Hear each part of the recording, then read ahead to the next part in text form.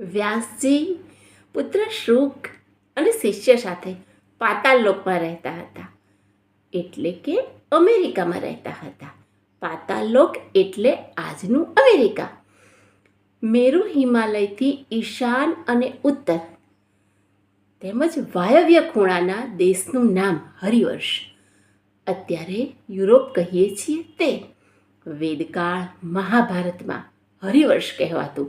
ત્યાંના રહેવાસી ભૂરી આંખોવાળા હોય છે, રતાશ પડતી ચામડીવાળા હોય છે. ધૃતરાષ્ટ્રના મેરેજ ગાંધાર દેશની પુત્રી ગાંધારી સાથે થયા હતા. ગાંધાર એટલે આજનું કંધાર.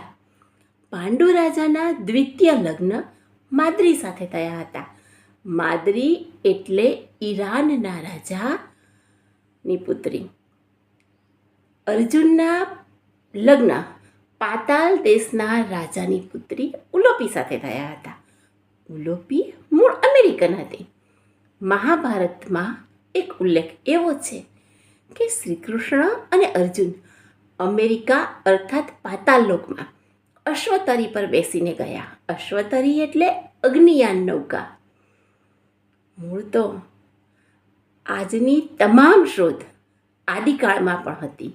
આજે અસ્તિત્વ ધરાવતા પ્રદેશ કે દેશ પહેલેથી અસ્તિત્વ ધરાવે છે. અત્યારે દેશ કાળ પરિસ્થિતિ પ્રમાણે શરીરની ઊંચાઈ, બાંધો, ચામડીનો રંગ છે તે ઘણા વર્ષો યુગોથી ચાલ્યું આવે છે.